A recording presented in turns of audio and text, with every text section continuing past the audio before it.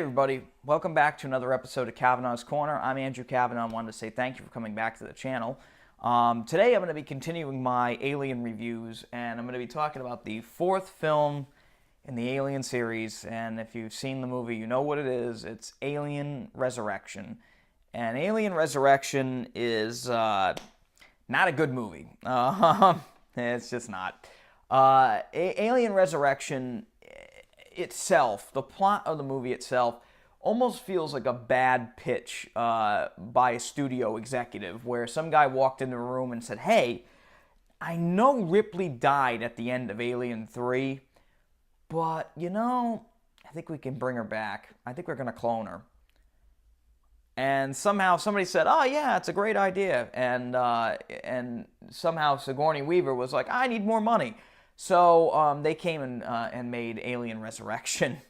So Alien Resurrection, in this film, Ripley is brought back to life. She's a clone of her former self. She's really a shadow of her former self, really.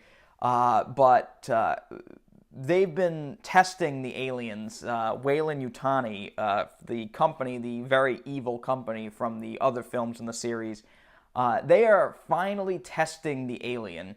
They have the alien now, somehow, and they are testing it, even though Ripley jumped into a vat of molten lava at the end of, or molten steel, or whatever it was, at the end of Alien 3. Somehow, they were able to get an alien and from her. I don't know how they did that. I don't even think they explained it in the movie, but basically, they are able to clone Ripley and bring about the aliens again to test on them and, do military testing. I don't know what the hell they're doing in this movie. They don't really explain it very well. But basically, they're fucking around with the aliens in a lab. And, of course, the aliens break loose and kill everybody. And, of course, clone Ripley is there to save the day. Now, in this movie, Ripley is a unnervingly badass character.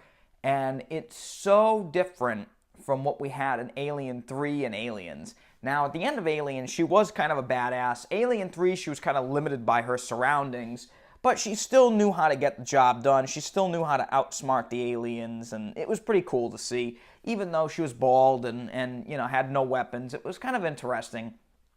In this film, Ripley is she really is an immortal badass. And in my opinion, it does not work at all. It does not work. She is a very cold person. She's almost like a Terminator in this movie. She reminds me of how Arnold plays the Terminator. And I think she was just having fun with it, but it does not work for the character at all. We've lost that feminine aspect that she always had, and that caring, kind of motherly, I don't want to say, I guess you could say motherly kind of feeling we got from Ripley. That is completely gone now, and Ripley is just this cold, uncaring, Terminator in this film.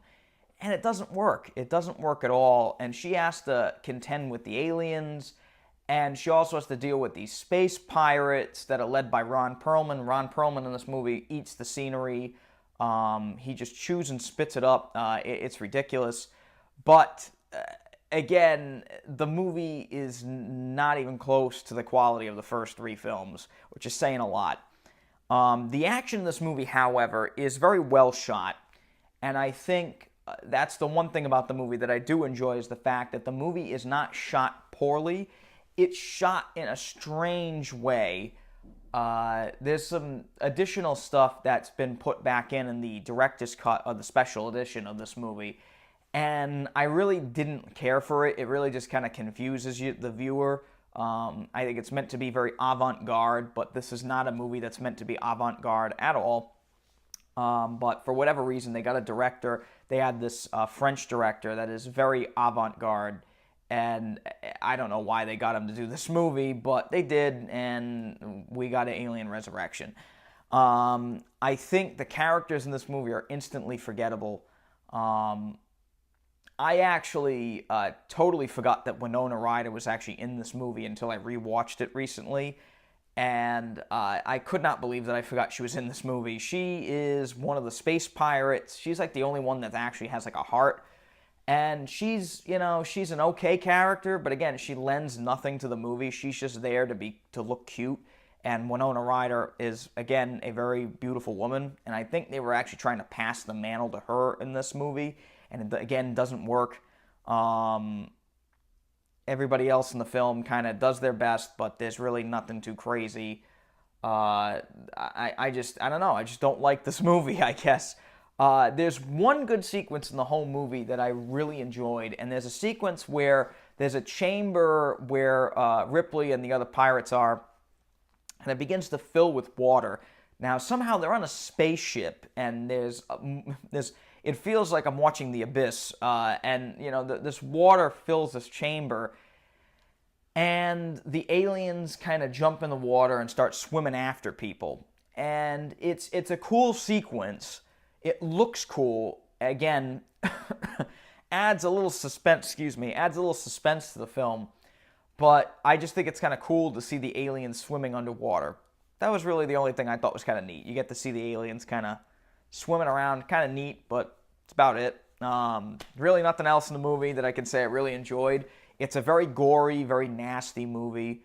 The movie is really way too focused on blood and gore. The first two movies, and Alien 3 especially, had blood and gore in it. Aliens is actually, looking back, not as bad as I remember it to be. Alien is very bloody, but again, it's done in very small bursts, so it's more shocking than anything else. But Alien 3 really amped up the gore factor, and it was at times too much. This movie goes overboard. I mean, this movie goes way overboard. I mean, they show the back of a guy's head totally exploding in close-up in this film. I can't remember if it was in the special edition or if it was in the theatrical. It might be in both, but I can tell you, very, very nasty, gory movie, and it's not gory for the right reasons. It's gory to be gory. It's not good, and I did not enjoy it.